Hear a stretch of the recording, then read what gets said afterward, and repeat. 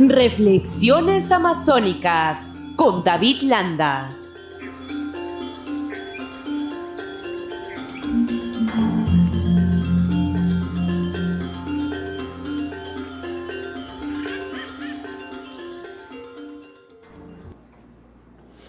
Bien, saludamos a esta hora a David Landa desde Moyobamba. Qué gusto saludarte, mi estimado David. ¿Cómo estás? Mucho gusto, mi querido José. Ahora sí que una mañana bastante soleadita y calurosa que me obligó a ponerme mi clásico sombrerito. ¿Cuántos grados te encuentras ahí en Moyobamba en estos momentos? Bueno, sí, el golpe de sol es fuerte, pero debemos estar en unos algo de 28 grados a 29 grados, supongo. Sí, sí. Ahí a flor de piel. Bien, el tema que nos convoca es la Amazonía frente al terminal portuario de Chancay, ¿no? Y en realidad nos gustaría que nos ayudes a analizar si estamos frente a una posibilidad de desarrollo simple o lo que algunos denominan un pasadizo logístico.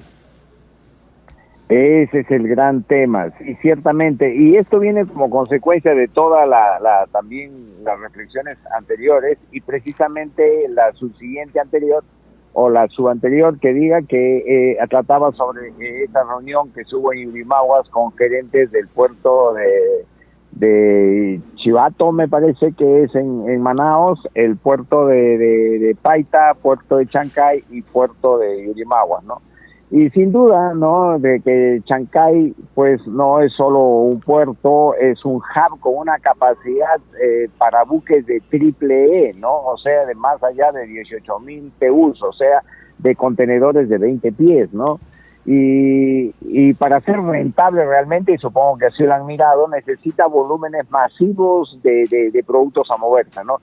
Y Brasil, buscando optimizar sus costos logísticos, mira hacia el Pacífico en este sentido de la ruta del IRSA Norte. Pero ahí vamos a empezar a analizar un poco, ¿no? Este megapuerto de Chancay es un elemento que genera una discusión, diríamos que es un disruptor geoeconómico de la zona, ¿no? No es una obra aislada, se redefine rutas, tiempos, jerarquías de comercio transpacífico, con tan solo mencionar un dato que acorte el comercio al Asia en 10 días, 10 a 12 días, imagínate, es un dato extraordinario, ¿no? Entonces, la Amazonía peruana pasa de ser una periferia a territorio estratégico de conexión interoceánica. Quiere decir que es parte del hinterland del logístico donde se proyecta este corredor, ¿no? Y por consecuencia nosotros concluimos acá que necesita una planificación especial, mirada con mucho tecnicismo y mucho realismo, y obviamente esta logística no debe moverse bajo unas lógicas políticas, sino enmarcado en una eficiencia de costos por unidad, ¿no? Y aquí es donde la geografía, pues, amazónica tiene que ser analizada y va a imponer sus condiciones, definitivamente, ¿no? Eso es. Ahora, David, ¿cómo podemos sacar un provecho económico, un provecho de desarrollo, aprovechar la capacidad logística de Chancay de nuestra Amazonía? ¿Tenemos la capacidad de aprovecharla en estos momentos? En este momento definitivamente no, ¿no? En este momento tenemos lo que llamamos un efecto embudo del eje amazónico. ¿Qué quiero decir? En la secuencia anterior de reflexiones amazónicas hablábamos de que hay una diferencia de capacidad de carga, una diferencia de capacidad logística abrumadora entre el puerto de Manaos y el puerto de Yurimaguas, al que se quiere llegar por este sistema de interconexión IRSA, ¿no? El IRSA Norte. Porque el puerto de Manaos recibía 12,000, una capacidad de carga para buques de 12,000 toneladas, 12,000 TEUs, más o menos, 2,000 TEUs con barcos de 800 toneladas, más o menos, ¿no? 2,000 TEUs, o sea, 2,000 containers de 20 pies, para ponerlo como unidad de medida. Pasaba por Iquitos, donde ya la capacidad de carga bajaba a 50 TEUs, o sea, 50 contenedores de 20 pies. Y llegaba a Yurimaguas en embarcaciones de 12 TEUs, o sea, de 12 containers. Imagínate, 2012, es un embudo tremendo que habría que arreglar ahí el tema y empezar a pensar qué habría que hacer, porque al final de cuentas, nosotros, la carga que venía del puerto de Manaos, probablemente viene, es una carga, es un container que viene precintado, que viene sellado y solamente va a utilizar la logística terrestre y fluvial de Perú, pero ya con estas consideraciones de angostura, de embudo que estoy mencionando. Y para esto las vías de comunicación, ni las fluviales están preparadas porque hay que generar las hidrovías con la draga permanente, que lo que eleva los costos significativamente. Es un proyecto que está durmiendo el sueño de los justos ahí, que tampoco es tan viable, que se fundamenta en el mito del megapuerto de Yurimaguas, que no lo es, que hemos visto, he pasado unas imágenes en la secuencia pasada, cómo es que ese puerto, que ha costado cientos de millones de dólares al Perú, no tiene operatividad, no está en este momento parado y bajo un contrato de concesión, no sé por cuántos años, con esta empresa ecuatoriana Copán. Allí había que desmenuzar las cosas. Entonces pasa luego a la vía terrestre, a una Fernando Belaúnde, que no está en condiciones de recibir ni la intensidad de tránsito que pasaría por ahí, ni el peso del tránsito. Quiere decir que esta vía tranquilamente se destrozaría y ante ese flujo de temas. Y eso nos genera una discusión más tremenda, ¿no? Que tenemos que empezar a afinar nuestra reflexión para ver cómo hacemos para aprovechar virtuosamente y con beneficios económicos favorables a la Amazonía peruana, porque tanto por la parte de Ucayali, el otro eje que se está trabajando hacia Chancay, pasando por Pucallpa, que se piensa un tren ahí transamazónico, o el eje de conexión de Irsa Norte, ambas cosas utilizarían simplemente a la Amazonía peruana como digamos un espacio de paso, y eso no puede ser. Ahí tenemos que empezar a reflexionar cómo tenemos que hacer, y una de las cosas que tenemos que hacer, mi querido José, es empezar a trabajar, cambiar el paradigma, ¿no? De pasadizo a territorio de transformación. ¿Qué quiere decir eso? Que nosotros tenemos que esforzarnos en generar alternativas, no competir por volumen, sino por densidad económica. O sea, transformar en origen, exportar el valor agregado y no materia prima. Y eso, ¿por qué situación pasa? El ejemplo lo tenemos en Manaos mismo. Establecer zonas económicas especiales. Manaos es una zona económica especial, tiene un tratamiento especial, tiene exoneraciones tributarias, etcétera, aduaneras y cosas por el estilo. Acá tendríamos que trabajar una zona económica de desarrollo bioindustrial del Guayaga, ¿no? O sea, en Yurimaguas, en alguna zona entre Tarapoto y Yurimaguas, quizás el Pongo de Cainarachi, habría que generar un polígono industrial importante donde agreguemos valor, ¿no? Entonces, zonas especiales de desarrollo, agroindustria bioeconómica, madera que estaría prohibido sacar en cuartones, sino una madera con valor agregado, ¿no? Alimentos procesados, por ejemplo, cámaras de frío, toda la infraestructura de frío para camu camu, aguaje, etcétera, todos esos superalimentos que tenemos aquí, ¿no? Entonces, y eso en una lógica siguiente, que la Amazonía no tiene que mover mayor pesos, ¿no? Sino la Amazonía tiene que mover inteligencia productiva. ¿Qué quiero decir eso, no? Porque la física, las condiciones físicas no son negociables, ¿no? Mientras la relación de capacidad sea de 2.000 TUs a 12, de Manaos 2.000 TUs a 12 de Yurimaguas, nosotros, el eje multimodal de Yurimaguas es una ilusión comercial, totalmente, para el flujo hacia Brasil.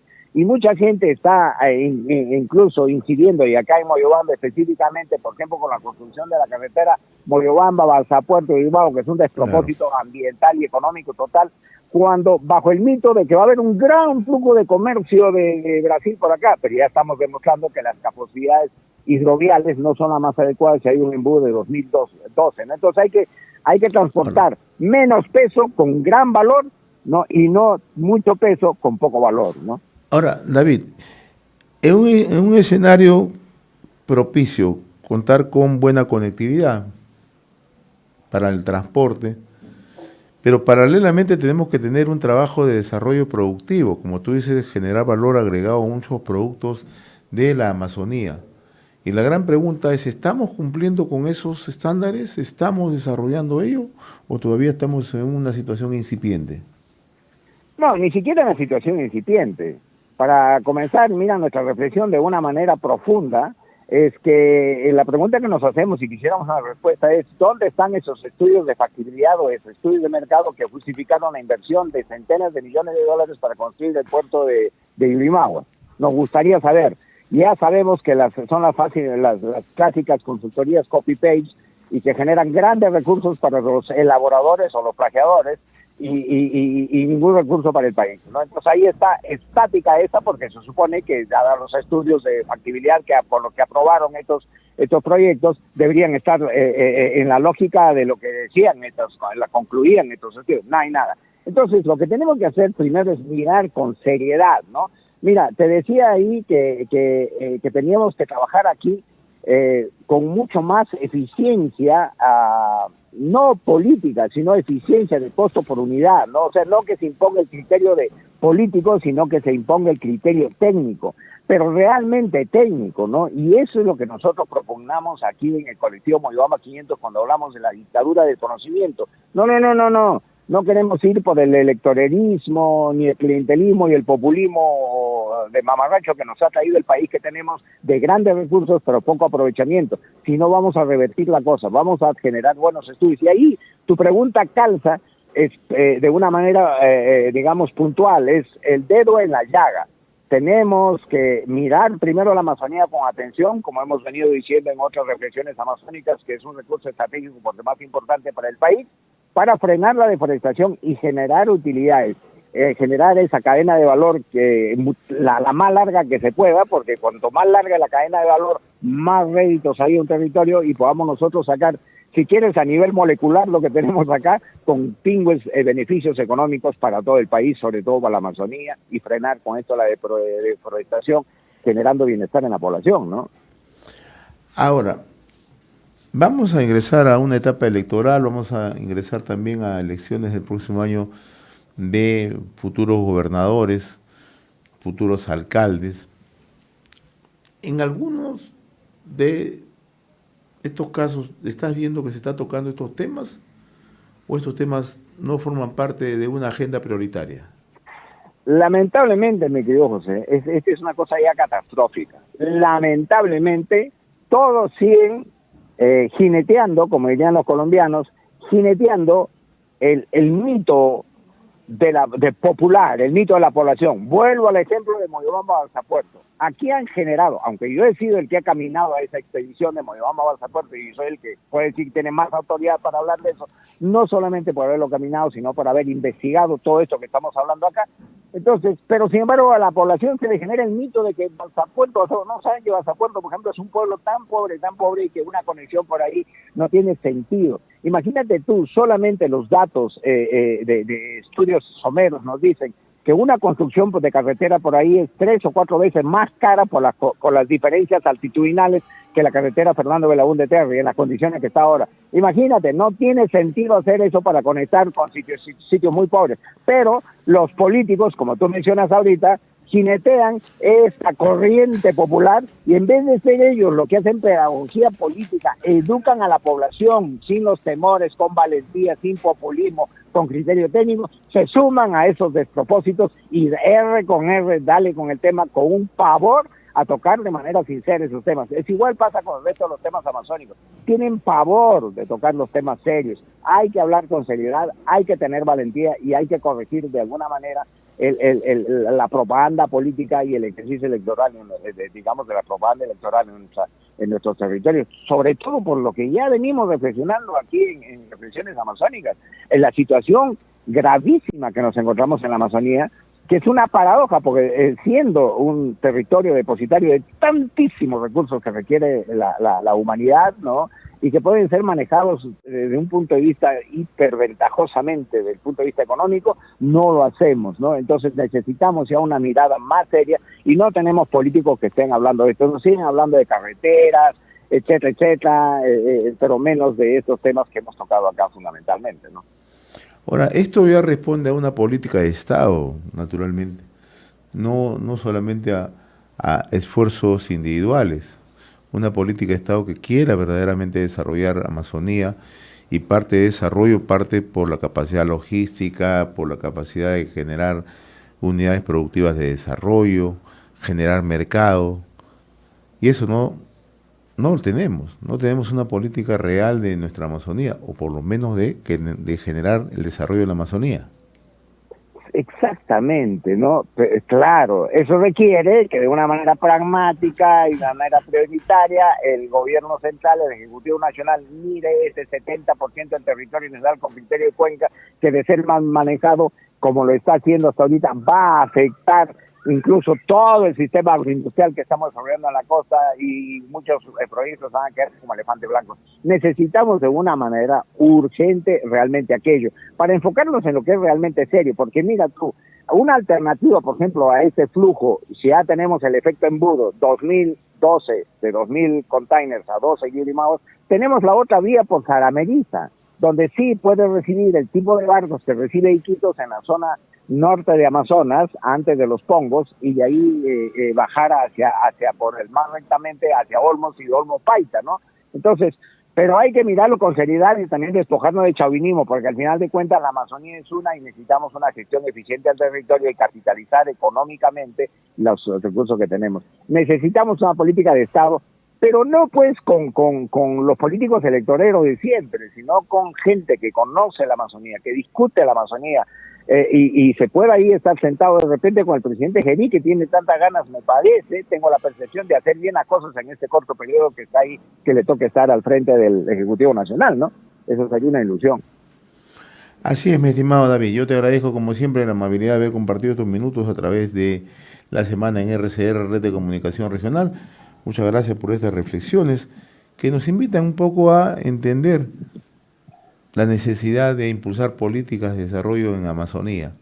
Y fundamentalmente, esta es una agenda pendiente y ojalá, y ahora que ingresamos a un proceso de elecciones generales, a alguien por lo menos le tome la atención del caso. Tenemos una... Y aquí estamos, sí, tenemos, decías, discúlpame.